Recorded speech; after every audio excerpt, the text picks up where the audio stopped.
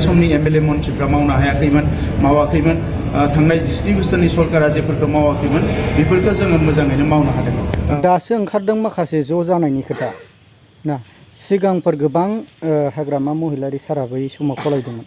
दा रमद बरआ सीएम सारनिफ्राय जुदि हाग्रामा महिलारिया जुदि एग्रिबा आंबो इउपिपिएल दलखौ नागारनो रेडि एबा इउपिपिएल दला गोरोबनाय एबा जयै सेटियारिं खालामनायाव रेडि जेबो अबजेक्शन गैया। नाथाय बेखौ माबोरै खालामगोन बेयो मोनसे हाग्रामा महिलारिनिफ्राय मोनसे थारमानि सोंथि थाबाय। अब्ला माबोरै ज' जालायगोन ना बे मेन बाथ्रायाव थांनायनि सिगां जे दाख्लै एसे गोबावनिफ्रायनो जे रसमा ब्रह्मनि जे भाइरेल जाबाय थादोंमोन बे रसमा ब्रह्मखौ दिनै दा मेन बाथ्रायाव थांनायनि सिगां जे रसमा ब्रह्मआ जे गोबाव समनिफ्रायनो मानसिफोरनि खुगा खुगा ससियेल मिडियानि रसमा ब्रह्मनि खोथाल' रायलायबाय थादोंमोन। दा रसमा ब्रह्मखौ बेंगलर दा बर' वेलफेयार एस'सिएशना दा बिथांखौ हमनो मोनबाय। दा बिथांखौ जे रसमा ब्रह्मखौ जे गावनि बिसा आरो गावनि फिसायनि न'खरसिम फाथायहरगासिनो दङ।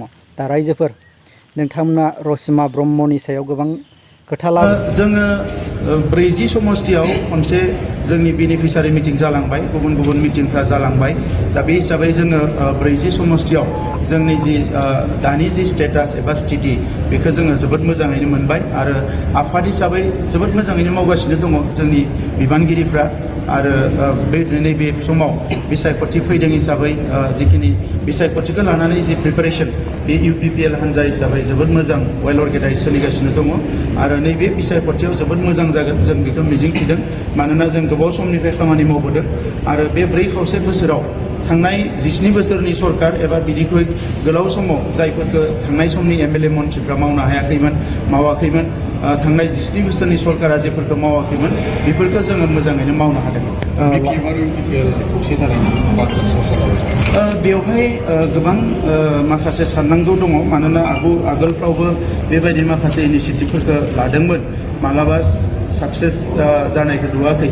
दा ओंखायनो बे इनिशियेटिभखौ जोङो बरायगोन नाथाय बेवहाय बोरैहाय जोङो सिनसियारलि आवगायलांनो हागोन हारिनि सार्थखौ सिगाङाव दोननानै बेखौ बिजिरनानै नायनांगोन आरो इउपिपिएल हान्जानिफ्राय जोङो खौसे जानायाव मालाबाबो हेंथा नङा नाथाय बेखौ बबे फर्मुलाजों बोरैहाय खालामगोन आरो हारिनि सार्थ एबा ओनसोलनि सार्थखौ सिगाङाव दोनना बोरैहाय आवगायलाङो बेखौ नोजोर होनांगोन।